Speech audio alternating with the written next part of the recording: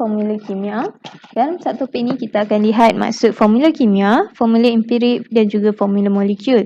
Seterusnya kita akan menentukan formula empirik bagi magnesium oksida dan juga kuprum 2 oksida. Okey, yang ni ada aktiviti ni maksudnya eksperimen lah.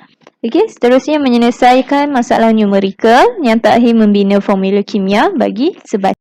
Okey, pertama sekali kita tengok formula kimia ni maksudnya adalah dia merupakan perwakilan kepada suatu bahan kimia.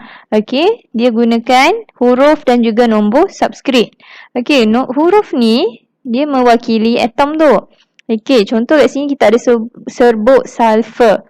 Okey, jadi huruf ni huruf S ni mewakili sulfur. Okey, nombor subskrip ni dia menunjukkan bilangan atom. Okey, jadi atom sulfur ni ada 8. Okey. So, ingat nombor belah kanan bawah dia menunjukkan bilangan atom. Okey. So, untuk formula kimia mesti ada huruf yang mewakili unsur tu dan juga nombor yang mewakili bilangan atom. Seterusnya, kita akan lihat formula kimia bagi unsur dan juga sebatian. Okey, apa beza unsur dengan sebatian? Okay, ingat lagi, unsur adalah bahan yang terdiri daripada satu jenis atom sahaja, manakala sebatian terdiri daripada dua atau lebih unsur yang berbeza. Okey. Okey, unsur. Contoh kat sini kita ada magnesium. Okey, formula kimianya adalah Mg. M mesti huruf besar. Okey, huruf yang pertama mesti huruf besar. Okey, daripada formula kimia ni apa maklumat yang kita dapat adalah magnesium ni terdiri daripada magnesium lah, okey, terdiri daripada satu atom magnesium saja. Okey. Okey, contoh bagi sebatian pula, ya, kita ada air kat sini. Formula kimianya adalah H2O. Okey, daripada formula kimia H2O ni, apa maklumat yang kita dapat? Okey, ada dua unsur dalam air. Yang pertama, unsur hidrogen dan juga unsur oksigen. Okey. Lepas tu kita akan lihat ni, nombor subskrip. Okey, nombor subskrip ini dia menunjukkan bilangan atom. Jadi dalam air terdapat 2 atom hidrogen dan 1 atom oksigen. Okey, kalau tak ada apa-apa nombor maksudnya 1 sebab nombor subskrip 1 tidak perlu ditulis dalam formula kimia. Okey. Okey, seterusnya kita ada aluminium oksida. Okey, menunjukkan 2 atom aluminium bergabung dengan 3 atom oksigen. Okey, Al2O3. Okey, maksudnya kita ada unsur aluminium dan juga unsur oksigen. Okey, atom aluminium ada 2, atom oksigen ada 3. Okey, so yang ini adalah formula kimia. Seterusnya, terdapat dua jenis formula kimia bagi sebatian. Yang pertama formula molekul dan juga formula empirik. Okey, apa beza keduanya ni? Okey, formula molekul dia merupakan formula kimia yang menunjukkan bilangan sebenar. Okey, bilangan sebenar atom setiap jenis unsur yang terdapat dalam satu molekul sebatian. Jadi kita boleh lihat kepada 3 poin utama kat sini lah, bilangan sebenar atom. Okey, setiap jenis unsur dalam satu molekul sebatian. Okey, manakala formula empirik pula, dia bukan formula kimia yang menunjukkan nisbah paling ringkas bagi bilangan atom setiap jenis unsur dalam satu sebatian. Okey, so apa beza yang ketara kat sini? Formula molekul ni dia menunjukkan bilangan sebenar atom. Manakala formula empirik pula nisbah paling ringkas. Okey, tapi awak kena ingat kalau soalan minta apakah definisi formula molekul, awak kena bagi penuh. Okey, daripada formula kimia yang menunjukkan bilangan sebenar atom setiap jenis unsur yang terdapat dalam satu molekul sebatian. Okey, mesti bagi penuh. Okey, jangan bagi bilangan sebenar atom noktah. Okey, memang akan dapat kosong markah. Okey, kalau definisi mesti bagi ayat lengkap. Okey. Okey, sama dengan apakah yang dimaksudkan dengan formula empirik. Contoh soalan tanya. Okey, mesti bagi ayat lengkap, ayat penuh lah. Okey, so kita tengok contoh formula molekul dan juga empirik ni. Okey, kita ada air kat sini. Formula molekul untuk air adalah H2O. Okey, keluarkan dia punya nisbah dia. Kita ada unsur hidrogen dan oksigen kat sini. H nisbah O. Okey, tengok bilangan atom belah kanan bawah menunjukkan bilangan atom. Okey, bilangan atom hidrogen 2. Okey, oksigen tak ada apa-apa nombor, maksud dia 1. Okey, 2 dengan 1 boleh pemudahkan, boleh ringkaskan lagi? Tak boleh. Okey, jadi formula molekul untuk air, okey, formula molekulnya dan juga formula empirik air adalah sama. Okey, begitu juga dengan amonia. Okey, hidrazine ni formula molekul dia adalah N2H4. Jadi kita buat nisbah dia N nisbah H sama dengan 2 nisbah 4. Okey, 2 dengan 4 boleh pemudahkan bahagi. Ya, guna sifir 2. Okey, 2 bahagi 2 jadi 1, 4 bahagi 2 jadi 2. Okey, jadi nitrogen ni dia tinggal 1, hidrogen jadi 2. Okey, so dapatlah macam ni NH2. Okey, pemudahkan. Okey, yang bawah ni. Okey, sama dengan propena boleh pemudahkan lagi. Okey, benzena C6H6. C nisbah H sama dengan 6 nisbah 6. Boleh bahagi dengan 6. Okey, dapat 1, 1. So, formula empirik dia adalah CH. Okey, kalau 6 ni awak nak bahagikan dengan 3. Boleh ke? Boleh. 6 bahagi 3 dapat 2, 2. 2 dengan 2 tu boleh pemudahkan lagi? Boleh. Jadi, mesti tak kisah nak bahagikan dengan nombor apa-apa sahaja, tapi pastikan last sekali awak akan dapat nisbah paling ringkas lah. Okay, tak kisah awak bahagi berapa banyak kali, pastikan yang terakhir sekali awak mesti bagi nisbah paling ringkas. Okey, untuk formula empirik. Okay, jadi itu beza antara formula molekul dan juga formula empirik. Okey, seterusnya kita nak lihat penentuan formula empirik. Okey, yang ni eksperimen. Okey, ada dua eksperimen kat sini. Okey, yang pertama macam ni. Okey, kita gunakan mangkuk pija. Okey, yang kedua kita gunakan kita alirkan dengan gas hidrogen. Okey, kat sini gas hidrogen. Okey, tindak balas yang berlaku, magnesium dipanaskan dengan kuat. Okey, jadi magnesium tersebut akan bertindak balas dengan oksigen membentuk magnesium oksida.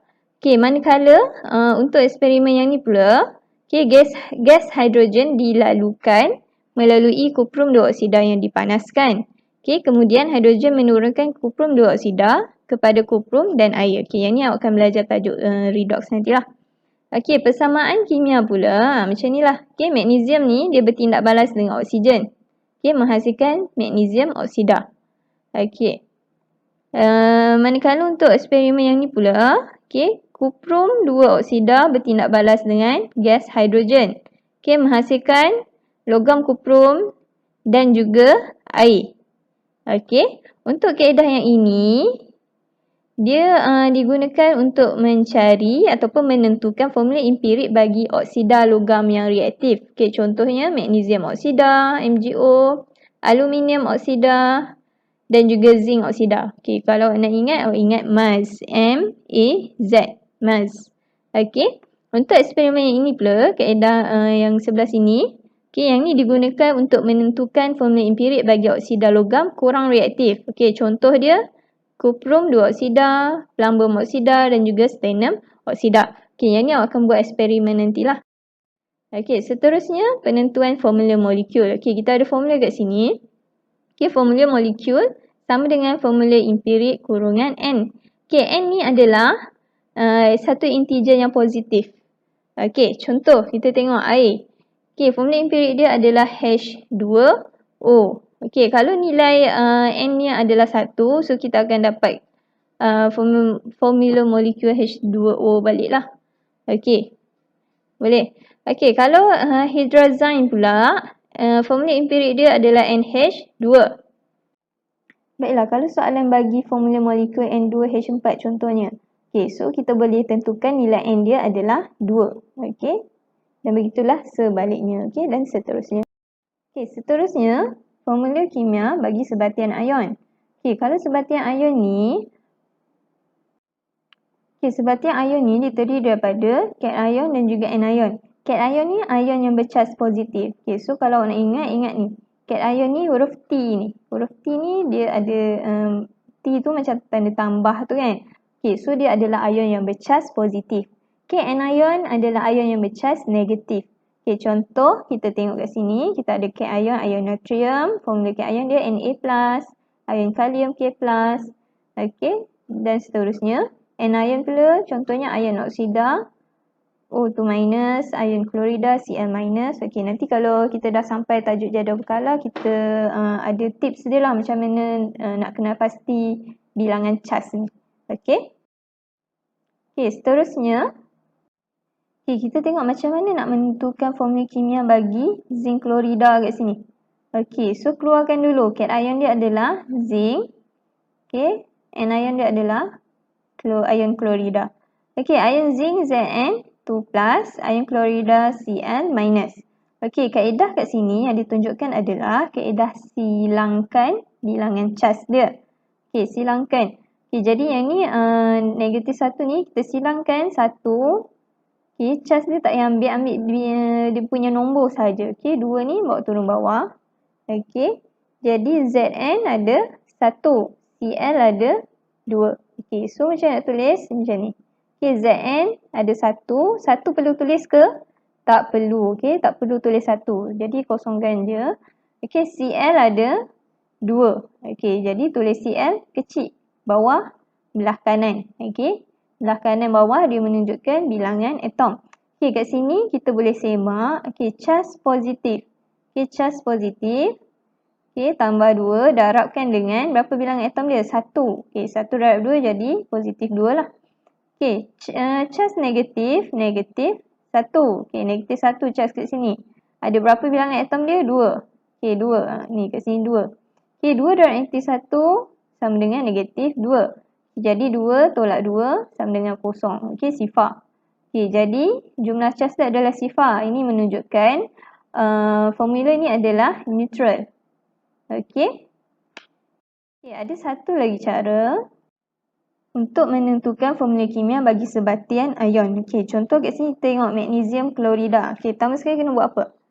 Okey, keluarkan dulu cation dia. Cation, ion magnesium, anion adalah ion klorida. Okey, yang kebiasaan cation akan berada di hadapan lah. Okey, jadi ion magnesium Mg 2+. Okey, ion klorida Cl minus. Okey, sekarang ni kita tengok bilangan CHAS dia. Bilangan CHAS dia ada 2. Yang ni ada 1. Jadi tak seimbang, tak sama. Yang ni 2, yang ni 1. Jadi macam kita nak buat? Okey, ya, tambah lagi 1. Okey. Jadi kat sini magnesium ni ada, ion magnesium ada 1, manakala ion klorida ada 2. Okey. Okey, so dah seimbang lah 2 dengan 2. Okey, jadi macam nak tulis formula kimia dia. Okey, Mg ada 1, Mg. Okey, Cl ada 2. Sebab itu Cl ada 2 kat bawah ni. Okey. Ataupun awak boleh guna kaedah silang tadi ataupun kaedah seimbangan macam ni lah. Okey, terpulang. Okey, seterusnya kita nak lihat penamaan sebatian kimia. Okey. Okey, mesti tuliskan cation di hadapan dan anion di belakang. Okey, contohnya kat sini kita ada ion natrium dan juga ion klorida. Jadi nama sebatian yang terbentuk adalah natrium klorida. Okey, dan seterusnya. Okey, nama-nama ni telah diselaraskan oleh Kesatuan Antarabangsa Kimia Tulen dan Gunaan. Okey, seterusnya untuk penamaan ni, nombor Roman ni, okay, dia akan menunjukkan bilangan CHAS. Okey, contoh kat sini ferrum 2 oksida. Okey, maksudnya ion ferrum ni ada bilangan CHAS dia ada 2. Okey, Fe2+. Okey, ferrum 3 oksida, maksudnya ion ferrum 3. Okey, Fe3+. Okey, yang ni dia ada sebahagian sebatian yang mempunyai lebih dari satu bilangan CHAS. Okey, nanti awak akan belajar dalam jadual berkala unsur unsur peralihan. Okey, dia akan ada lebih dari satu nombor pengoksidaan. Okey, seterusnya dalam penamaan ni kita kena tahu juga macam mana nak baca dia. Okey, kalau CO, okey, kalau ada satu je O, jadi kita akan baca sebagai karbon monoksida. Okey, mono ni maksudnya adalah satu. Kalau di, ya betul ada 2. Okey, maksudnya oksigen ni ada 2. Okey, nitrogen dioksida.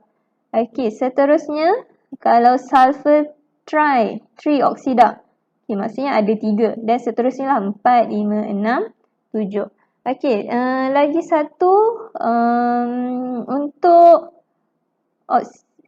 oksigen ada beberapa unsur dia akan tukar dia punya imbuhan belakang ni.